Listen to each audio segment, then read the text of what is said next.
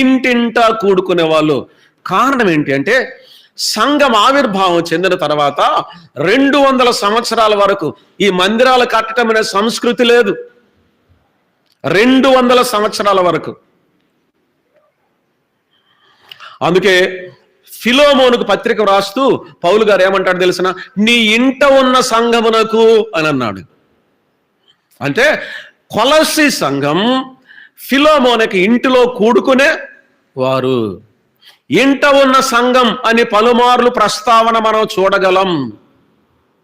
కనుక అప్పుడు ఎక్కడ కూడుకునేవారంటే ఇంటిలో కూడుకునేవారు. ఫిలోమోను ధనవంతుడు, ఐశ్వర్యవంతుడు. ఆయనకు పెద్ద బంగ్లా ఉంది, పెద్ద ఇళ్ళు ఉంది, విశ్వాసులు కూడుకోగలిగిన సౌకర్యం ఉంది. అప్పుడు ఏం చేసేవారు అంటే వారు ఫిలోమోను ఇంట వారు కూడుకొని రొట్టె విరిచేవారు. అది కొలస్సీ సంఘము, గుర్తుపెట్టుకోండి. కొలస్సీ సంఘం ఫిలోమోను ఇంట కూడుకునేవారు, ఇంట ఉన్న సంఘం.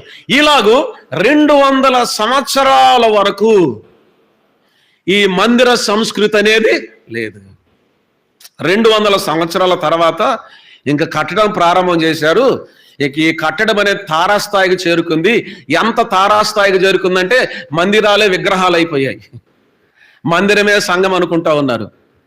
చాలా విచారకరమైనటువంటి విషయం. ఎంత గొప్పగా కట్టిస్తే, ఎంత పెద్దగా కట్టిస్తే, ఎంత బాగా అలంకరిస్తే దానిని చూసుకొని గొప్పతనాన్ని భావించేవారు తయారై పోయారు. మందిరం హృదయంలో విగ్రహం అయిపోయిన పరిస్థితులు ఇప్పుడు ఏర్పడ్డాయి. ఆది సంఘానికి మందిరాలు 200 సంవత్సరాల వరకు. అయితే గమనించండి, కూడుకునే సౌకర్యం అవసరమే, కూడుకునే మందిరం అవసరమే. మందిరం అలంకారాలకు కాదు, విశ్వాసులు కూడుకునే సౌకర్యార్థం. మనందరం కూడుకోవటానికి ఒక సౌకర్యవంతమైన స్థలం అవసరమే. అది ప్రభు అనుగ్రహిస్తాడు, అందును బట్టి ప్రభువును స్తుతించాలి. కానీ సంఘం అది కాదు. ఆ సత్యం మనకు అర్థం కావాలి. సంఘం ఏంటి తెలిసిన, దేవుడు స్వరక్తం ఇచ్చి సంపాదించిన తన సంఘం. ఏ మందిరం కోసం ప్రభు రక్తం కార్చలేదు.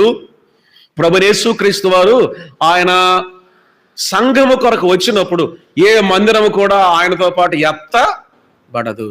ఎవరు తెలిసిన, సంఘము, విశ్వాసులు, రక్షింపబడిన దేవుని సమూహము, పెండ్లి కుమార్తె.